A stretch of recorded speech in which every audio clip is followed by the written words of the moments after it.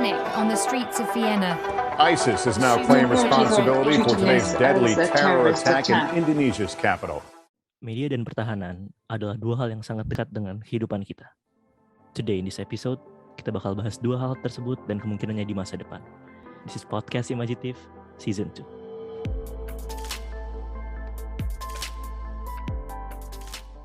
Di episode kali ini, gue udah mengundang seorang tamu yang pasti paham banget tentang dua hal yang tadi disebutkan.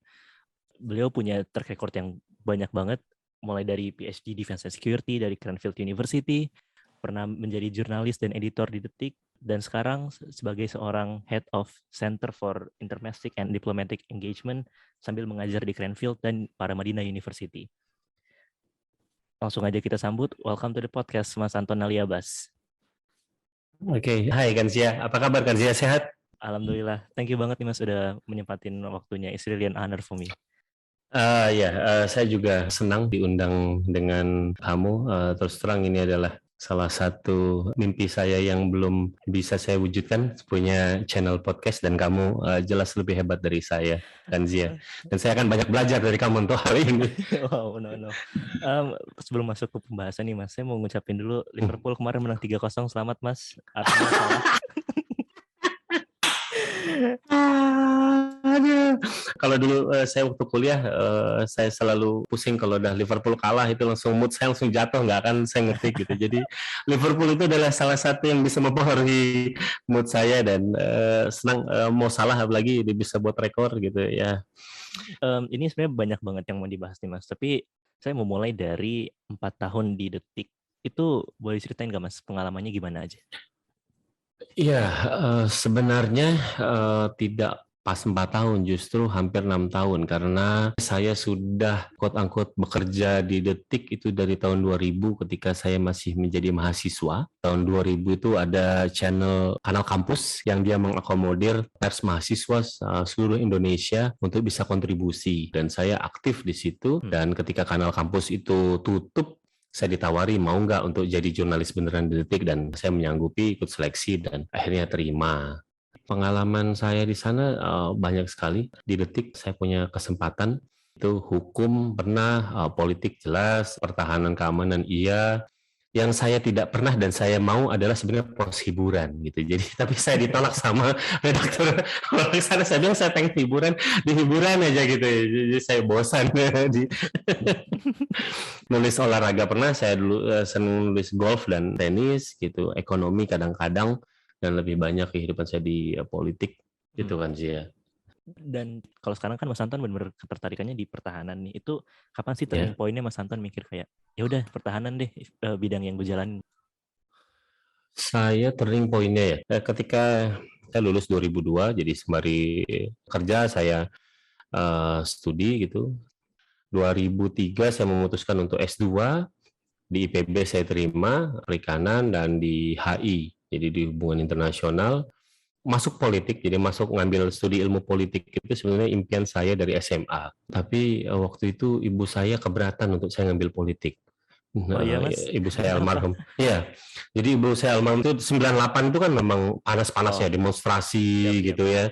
Nanti kamu kalau masuk ilmu politik kerjanya demo aja terus. Gitu ya kan, padahal saya masuk perikanan juga kerjaan saya itu juga gitu, jadi jadi ya udah deh gitu, saya adalah ya saya ngambil IPB gitu, jadi dan dapat perikanan gitu. Jadi ada keinginan saya yang belum tercapai, kemudian saya lakukan ketika saya bekerja gitu. Jadi udah saya ambil HI gitu. Jadi turning point-nya itu kan, dan sebelum berangkat memang saya sempat dikirim ke Aceh kala itu ya, ada darurat militer di Aceh bulan Mei tahun 2003, dan saya di sana 2 bulan gitu. Jadi saya pernah dididik oleh tentara gitu, karena waktu itu hanya dengan melalui pendidikan tentara saya bisa ditugaskan ke Aceh. Jadi mau tidak mau saya harus ikut pendidikan ala militer di Kostrad. Ada sertifikatnya aja, saya pakai baju seragam tentara. Gitu, situ saya belajar banyak.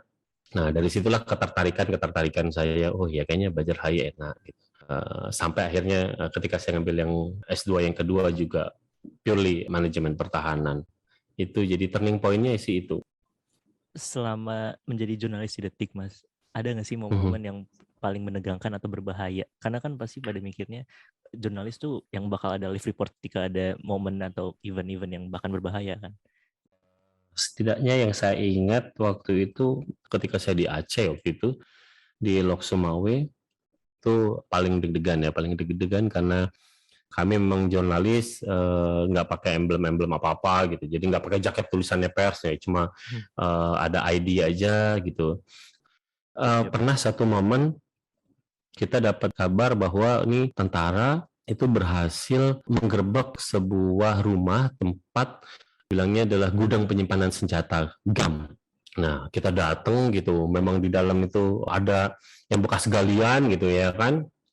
Waktu itu sih belum ada smartphone kayak sekarang ya, jadi cuma ngelihat, kita nyatet gitu kan, nyatet kayak gini untuk biar bisa rekonstruksi. Lagi di rumah itu kita ditembakin GAM. Wow. Wah, itu udah tiduran, udah waduh nih gitu. Jadi itu yang bagi saya cukup deg-degan gitu ya, deg-degan ketika lagi liputan di situ, kemudian rumahnya ditembaki gitu ya. Ingatan pertama saya tentang teror tuh kan yang bukan video, waktu rumah siapa yang digerebek ya waktu itu, yang ngebom hotel Ritz-Carlton, maksudnya itu ingatan pertama saya dan yang saya rasa paling dekat dengan teror gitu, nggak langsung ditembakin di GAM. Itu kayak satu berarti walking into trap gitu ya. Saya sih jadi kan pada ayat kursi sih Mas, takut. Itu bukan ayat kursi, itu kayaknya juz amma dah hafal tuh, ya Allah Tuhan tuh dekat banget gitu. Udah pokoknya sembunyi gitu. Gitu. Waduh, udah apa namanya? Udah nggak kebayang ya. Waktu itu perasaan deg-degannya kayak apa ya, rumah ditembakin, saya lagi di rumah itu ya kan gitu. Dan saya pun pernah sempat dicari-cari sama sama POM di Lok Sumawe itu gara-gara pemberitaan kantor. Jadi Jakarta nulis tentang diskriminasi, jadi memang peliputan kala itu memang ada diskriminasi ya tentang akses pemberitaan. Komandan tentara kala itu yang di Lok Sumawe itu lebih prefer sama satu stasiun TV. Kondisi itu ditulis oleh korlip saya kala itu dalam pemberitaan, tapi atas nama saya. Gitu. Jadi atas nama byline-nya Anton Ali Abbas. Waktu itu kami masih ada rapat jurnalis-jurnalis yang dikirim ke Aceh itu kita rapat. Waktu itu malam-malam masih ada almarhum Ersa Siregar yang kalau kamu masih ingat siapa yang wartawan RCTI yang diculik. Kalau ada Ferry Santoro, jadi ada lintas wartawan lah waktu itu di situ rapat. Kita ingin menyikapi soal diskriminasi ini kayak apa. Nah, ketika rapat itu saya dapat SMS dari teman yang ada di hotel, karena hotel kami itu cuma seberang-seberangan sama markas TNI. Ton, jangan pulang, kamu dicari tentara. Gitu. Oke, gitu ya kan.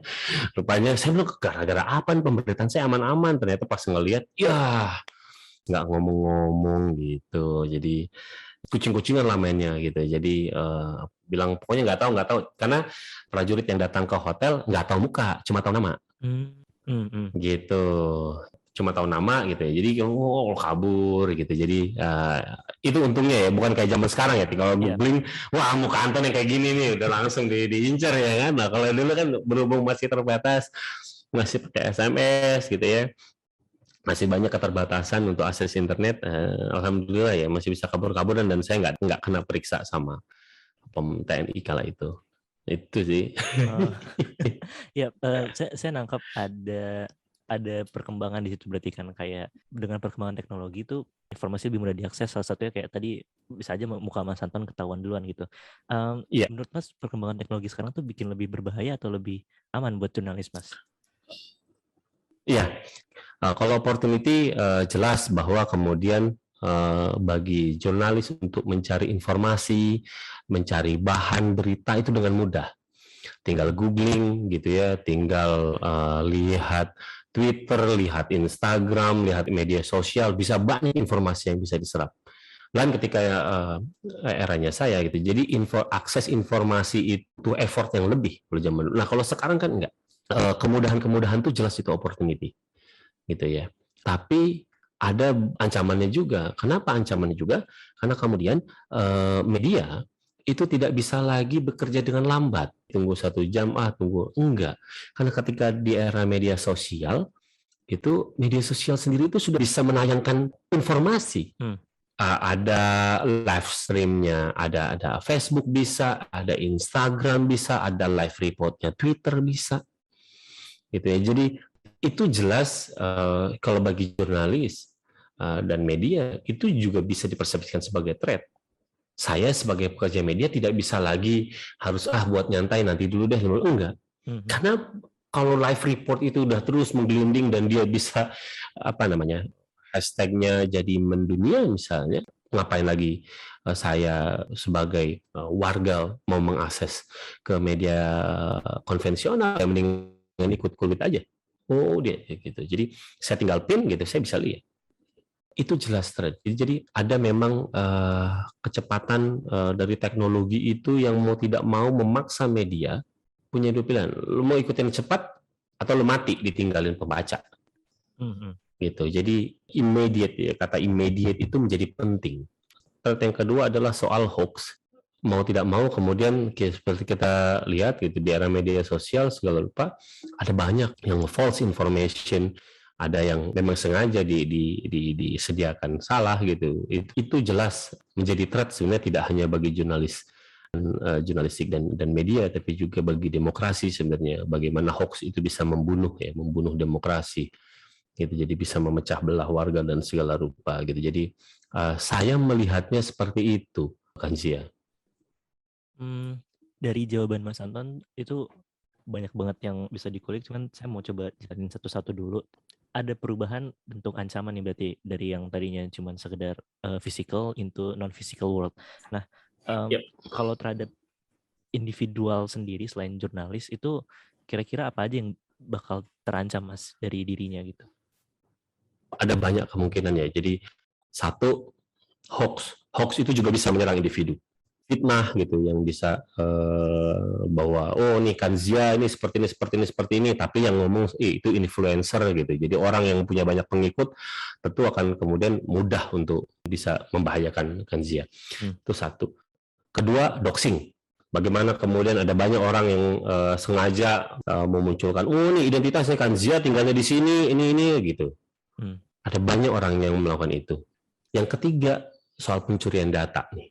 Ini juga ada yang tanpa disadari gitu, tapi ada juga yang memang kejahatan. Jadi kalau misalnya kejahatan kan kita bisa lihat tuh pencurian data pribadi gitu segala rupa, data BPJS lah, data yang dari Bank BUMN lah yang dijual gitu ya. Jadi yang pembobolan itu satu gitu, karena di kita belum ada undang-undang pelindungan data pribadinya gitu. Jadi misalnya ketika kamu sudah vaksin gitu ya, vaksin COVID kan dia pakai NIK, ada beberapa kasus ternyata NIK saya udah dipakai nih gitu. Jadi lalu yang satu lagi itu yang saya bilang tanpa disadari gitu. Jadi orang kan seringkali senang menggunakan fitur-fitur apps ya. Ini yang matanya yang bisa kedap-kedip, yang foto zaman dulu gitu ya, atau TikTok yang sempat menghebohkan gitu ya. Tapi ternyata kan tanpa disadari ketika kita membicarakan soal perkembangan teknologi itu merekam banyak gitu. Jadi yang wajah dia bisa merekam biometrik, bagaimana konfigurasi ruangan dan lain-lain. Makanya kan beberapa institusi terutama di militer di sejumlah negara itu melarang untuk TikTok.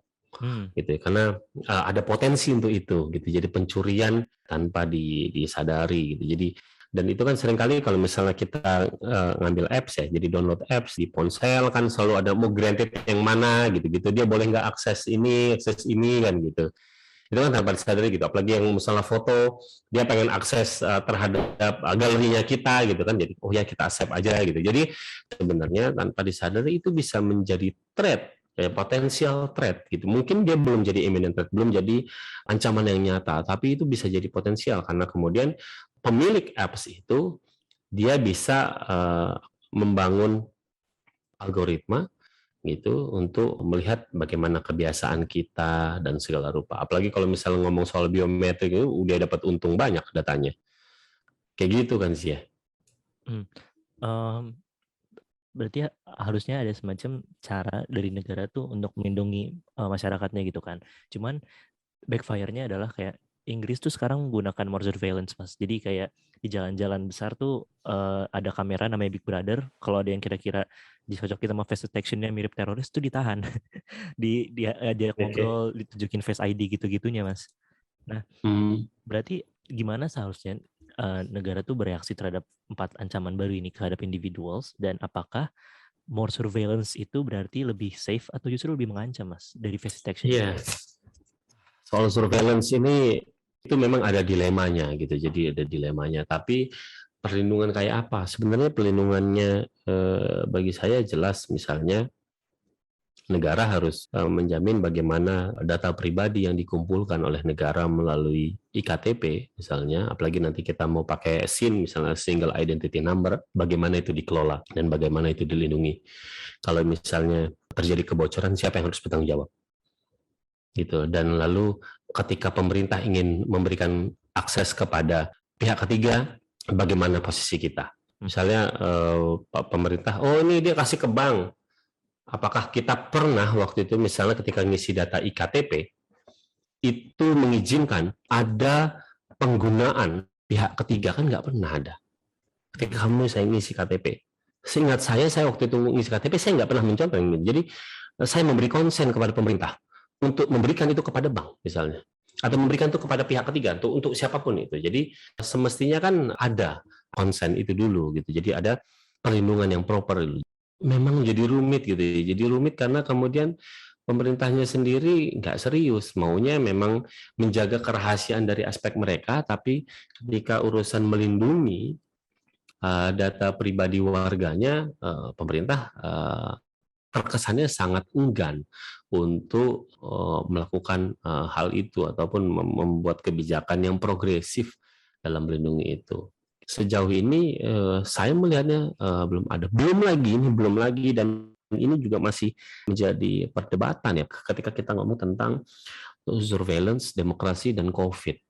Ya, ini sebenarnya salah satu topik skripsi yang menarik. Kalau kamu ataupun ada yang di Paramadina yang ingin mengambil topik ini, I'm happy to be your supervisor gitu ya.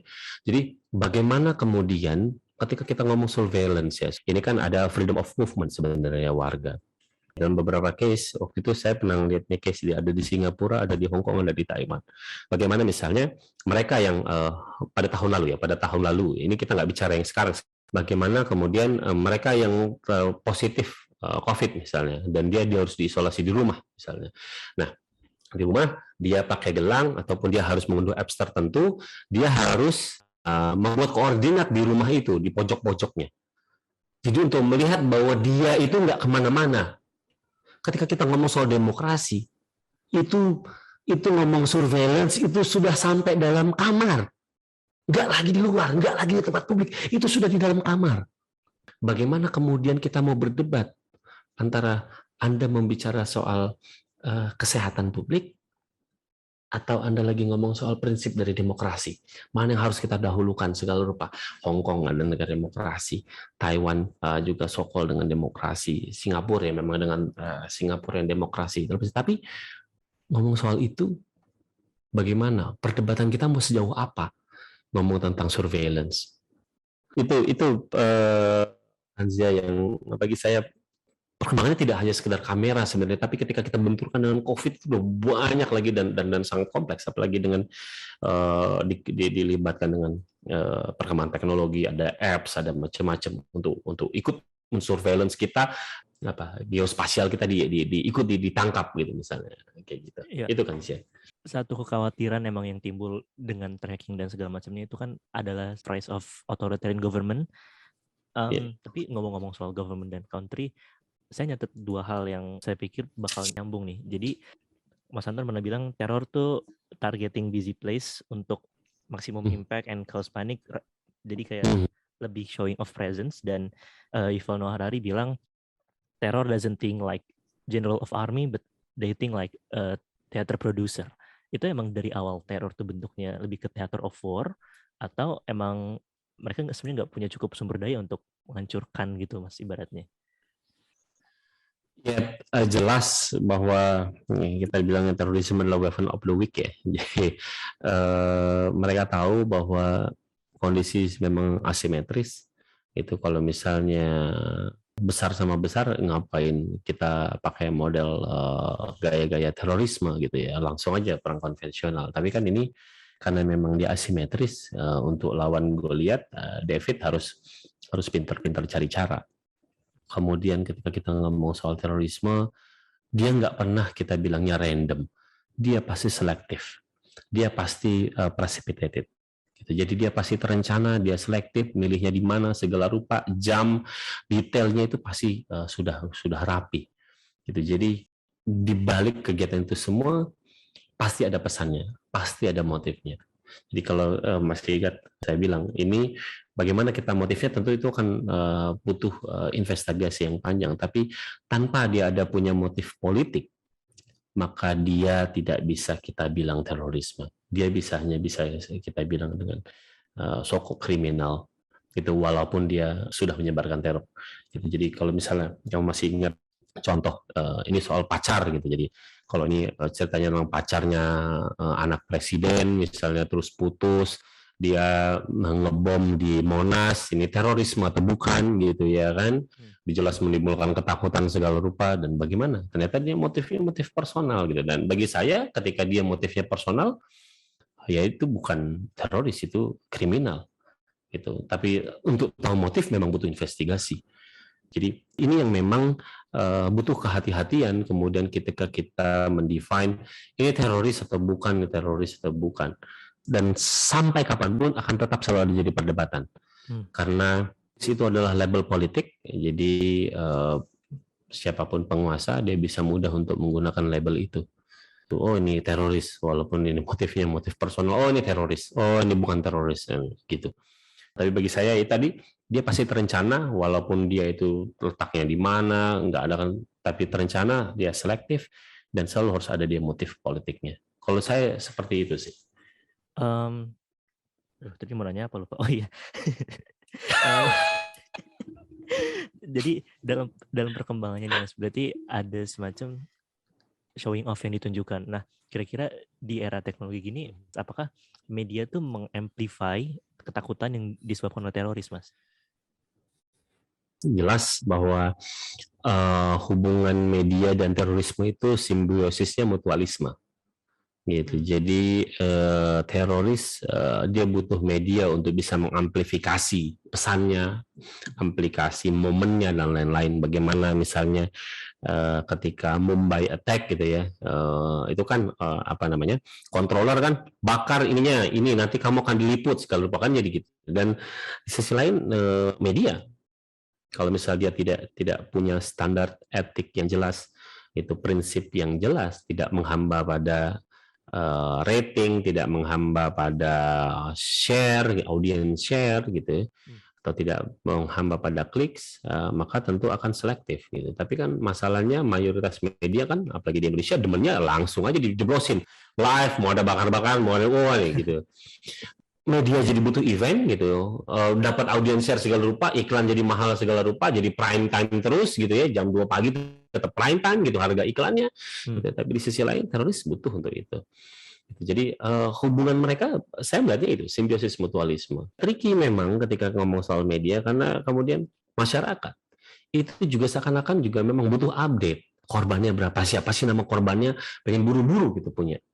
Ini yang susah mudah untuk dikelola ketika publiknya juga menginginkan informasi tadi yang saya bilang cepat gitu. Tapi di sisi lain karena memang ada kebutuhan ya.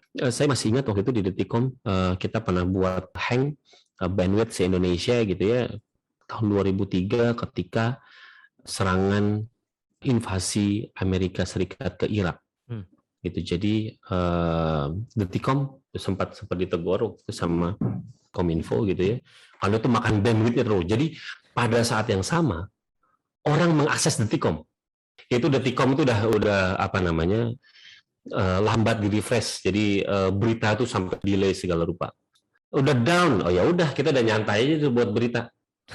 Naikin berita sekarang belum tentu langsung tayang. Kalau nanti 2 jam lagi, 3 jam, karena itu udah buat down. Udah kantor udah down, nggak usah dicariin, udah nyantai aja, udah gitu aja udah. bagaimana gitu. Jadi salah satu keinginan pembaca yang juga harus direspon ya. Mau tidak mau kan memang kemudian setiap media akan mengidentifikasi ya siapa pembacanya.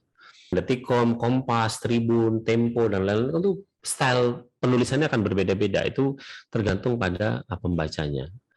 Itu dan kekinian, walaupun kekinian gitu ya, dia tidak hanya pembaca gitu. Jadi karakteristik media itu tidak lagi hanya bernilai pada pembaca, tapi kemudian pembaca karena tadi saya bilang ada hoax gitu ya, ada false information, mau tidak mau kan itu sebenarnya harus membuka ruang ya, membuka ruang partisipatori.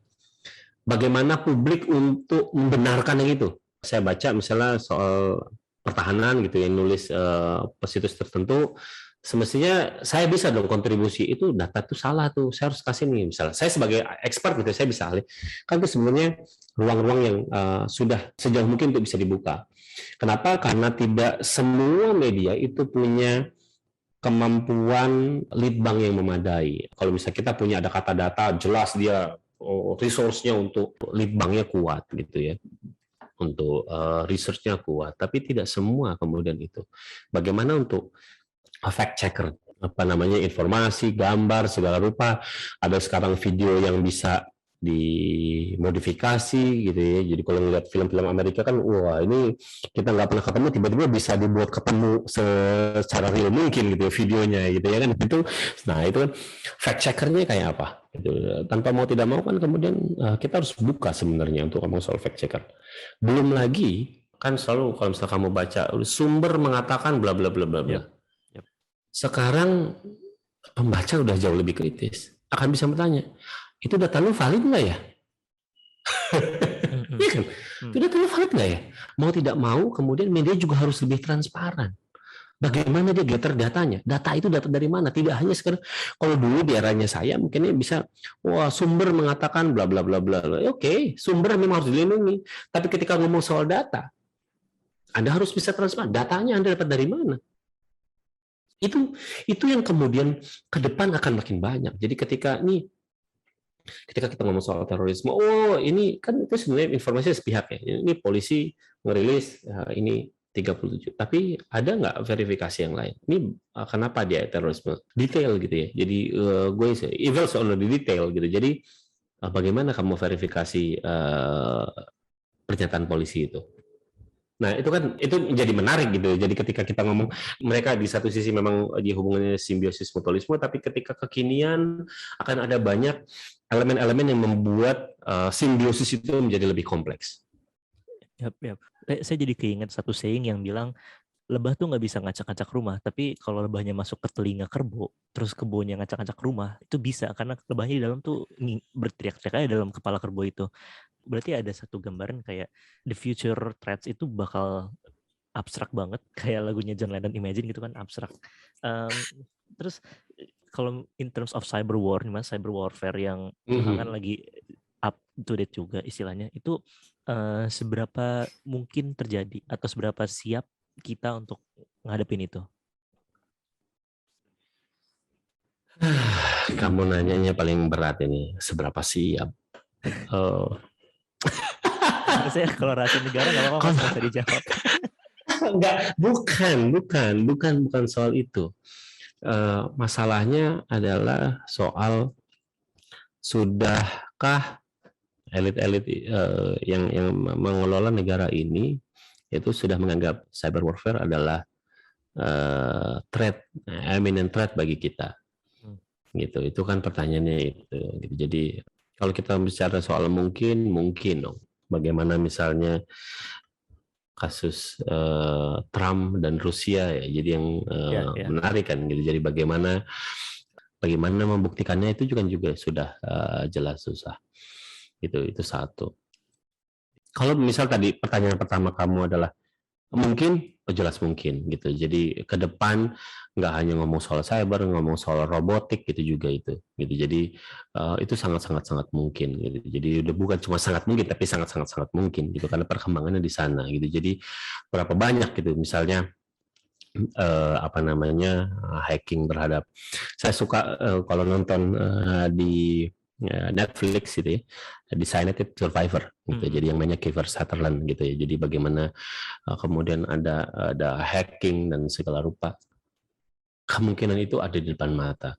Proxy misalnya. Jadi ini ada hacker yang sengaja menyabotase jaringan listrik kita misalnya, lalu ternyata dia adalah proxy.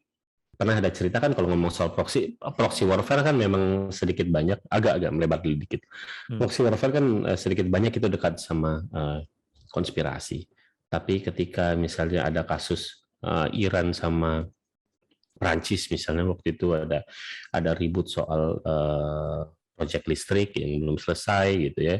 Lalu kemudian Iran menggunakan Hezbollah gitu untuk jadi proksinya gitu, dan itu kemudian mau mendudukkan Prancis untuk bernegosiasi sama Iran, dan kekinian itu sangat mungkin terjadi ada proksi gitu. Jadi apalagi ketika kita ngomong tentang hacking, itu udah jauh lebih gelap lagi gitu ya, di web dan segala rupa udah jauh lebih gelap lagi untuk cari proksinya kayak apa nih gitu. Nah, bagaimana misalnya keamanan kita ketika misalnya instalasi listrik kita dihack?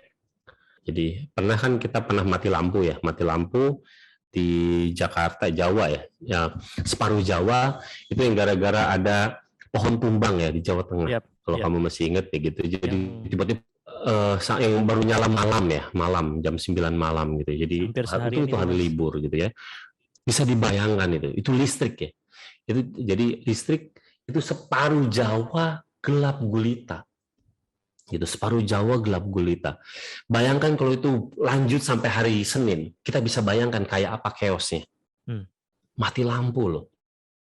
Makin malam kemungkinan terjadinya kriminal menjadi makin tinggi. Iya kan, itu baru ngomong listrik. Gitu, baru satu. Belum lagi kalau misalnya dihajar sistem perbankan, sistem telekomunikasi, dihajar di waktu bersamaan. Wow, nggak kebayang gitu. Jadi kalau kita nonton serial gitu, nonton film gitu ya, yang sangat futuristik kan kita udah siap belum? Mereka sudah pakai, kalau nonton film Ice in the Sky kan udah pakai Raptors di atas gitu ya, udah pakai drone ataupun pakai drone gitu. Di kita drone-nya udah sejauh itu belum ya?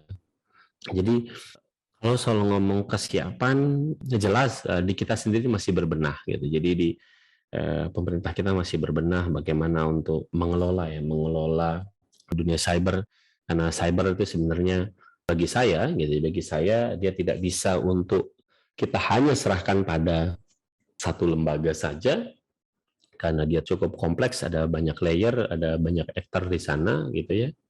Akan berat untuk hanya dibebankan kepada satu lembaga saja gitu. Jadi tapi yang lebih penting adalah bagaimana kemudian pengelolaan organisasinya gitu. Jadi sebenarnya cyber pertahanan, cyber defense, ada cyber crime, ada segala rupa, itu sebenarnya bisa berkolaborasi secara langsung. Kalau misalnya ada serangan terhadap server GoID misalnya, nah ini bagaimana? Nah, emergency response, immediate response-nya, SOP-nya kayak apa? Nah itu kan yang dibutuhkan dan harus sering di-exercise gitu. Jadi pencurian datanya lewat ini bagaimana? Nah itu, dan sejauh ini saya mencoba untuk tidak menggunakan bahasa yang keras.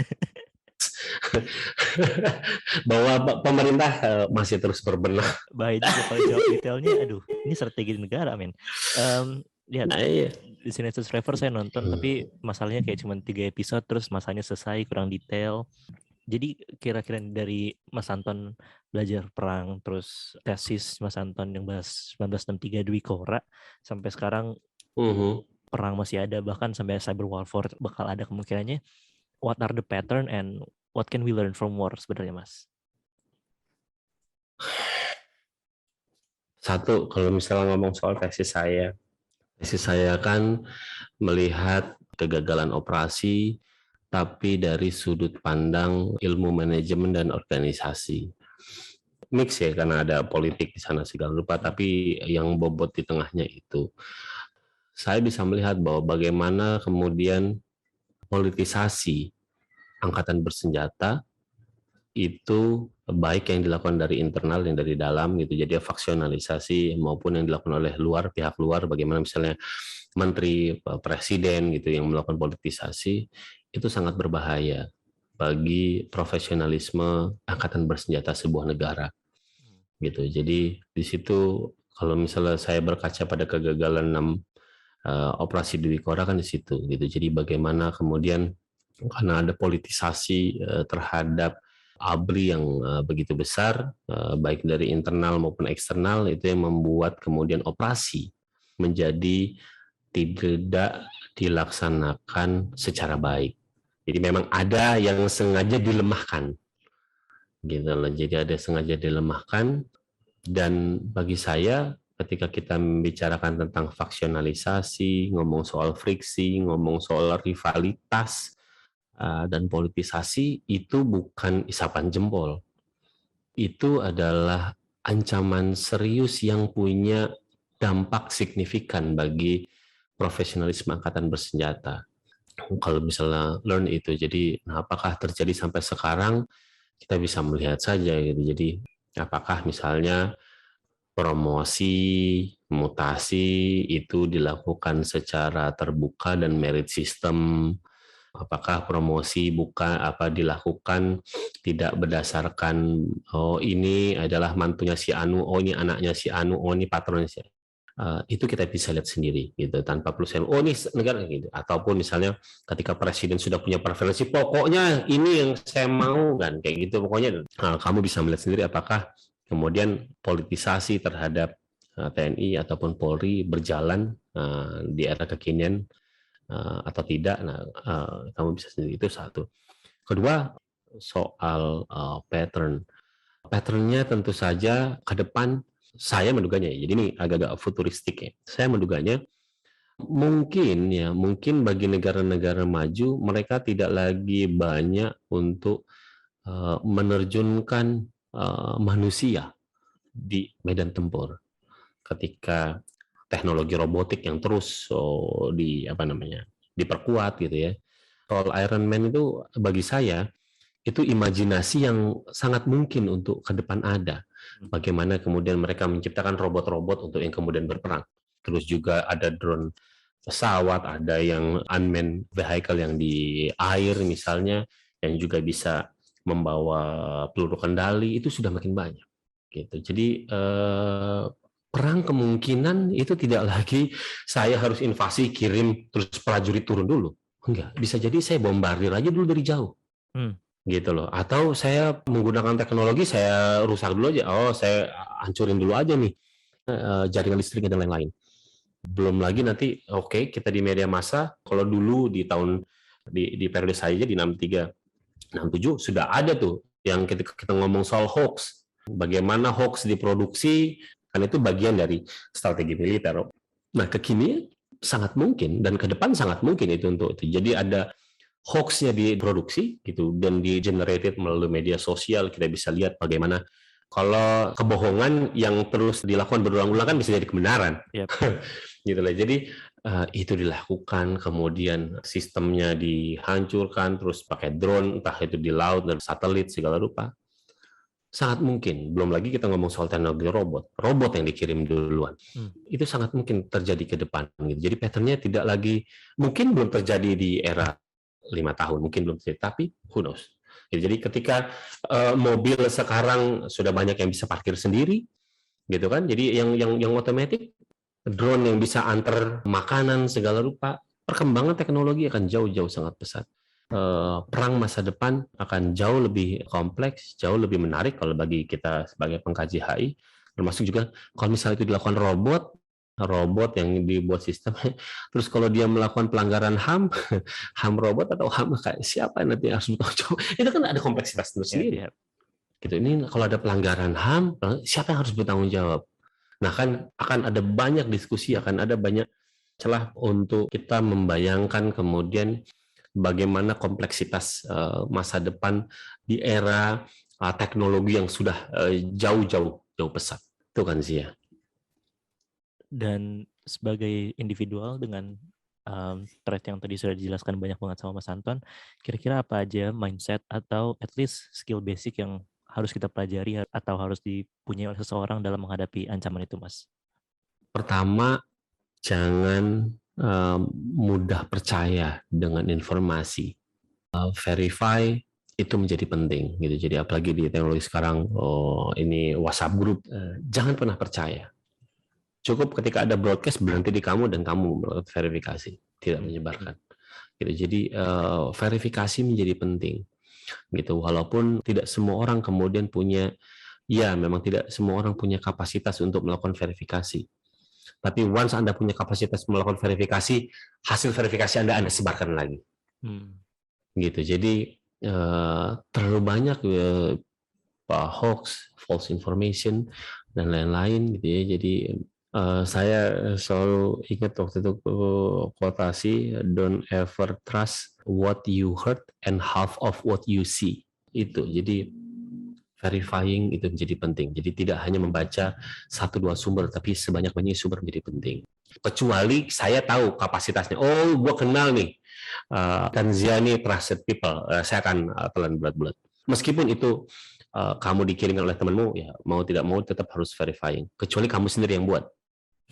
Gitu kan sekarang nih WA group ini entah dokter mana nggak tahu kita, tapi dikirim aja. Ini verifying itu menjadi penting. Hati-hati, cermat memilih sumber ya. Kalau kamu udah percaya pada satu udah susah juga. Kayak kita ngobatin nasihatin orang yang jatuh cinta, yang kasmaran nih, udah ngaramin air laut nggak ada guna-gunanya gitu. Tapi verifying, cermat memilih sumber gitu ya, dan berhati-hati, maksudnya berhati-hati gunakan jempol.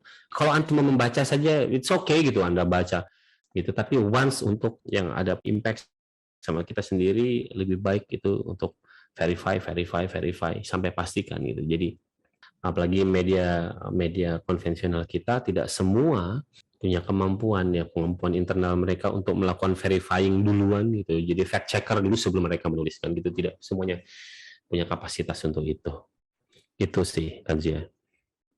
Kalau sekarang tuh udah mulai banyak banget dibantu kayak turn back hoax, cek Mavindo dan segala macam. Ini pertanyaan yang saya pengen tanyain banget Mas. Pertanyaan terakhir sih. Knowing the risk dari hal-hal seperti ini gitu, defense security, bahkan kena jebakan di rumah ditembakin gitu, hampir dibantai. Kenapa Mas Anton masih memilih untuk stay di bidang ini gitu? Maksudnya masih bertahan di bidang pertahanan yang jelas-jelas ini tuh, wah ancamannya bukan main-main lagi kan?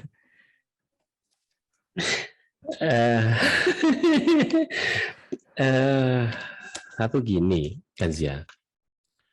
Kenapa jadi saya punya alasan personal kenapa saya ngambil doktor.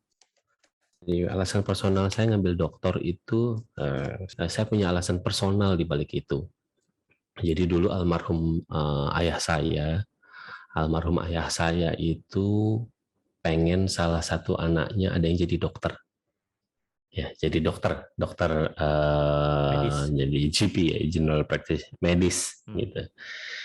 Nggak ada nih anaknya satupun yang jadi dokter, gitu ya, nggak ada anaknya satupun yang jadi dokter. Dan saya masih kepengen ngewujudin itu. Saya ngomong sama almarhum ibu saya waktu itu masih hidup. Mah, ya udah saya ngambil doktor ya. Ya setidaknya kalau ditulis sama 2 huruf DR. Sebenarnya itu kan kalau di luar negeri dokter juga kan dipanggilnya dokter gitu ya kan, kamu nggak dipanggil dokter ya kan, dokter ya kan, sama gitu ya, panggilannya sama, cuma beda huruf D-nya, DR-nya kecil-kecil, satu D-nya besar, R-nya kecil, sama-sama dipanggil dokter. Ya setidaknya itulah saya bisa ngewujudin salah satu keinginan papa, saya bilang kayak gitu. Nah itu alasan personal saya ngambil dokter gitu. Tapi kemudian topik S3 waktu itu saya awalnya nulis konflik agak banyak ya, terus nulis konflik gitu, Aceh terutama. Nah, suatu ketika 2010 itu saya terlibat risetnya imparsial tentang sekuritisasi Papua, kebijakan di Papua. Kebetulan tugas saya, chapternya saya itu disuruh nulis operasi militer dari zaman awal merdeka sampai reformasi. Dari situlah saya nekunin tuh operasi militer tuh di Papua tuh, dari sejarahnya kayak apa gitu. Dari situ saya nulis gitu. Kenapa bertahan itu sampai sekarang? Yang satu itu soal passion ya, soal passion. Saya punya passion di situ gitu sudah lama. Jadi nulis konflik segala rupa, disisian dengan situ.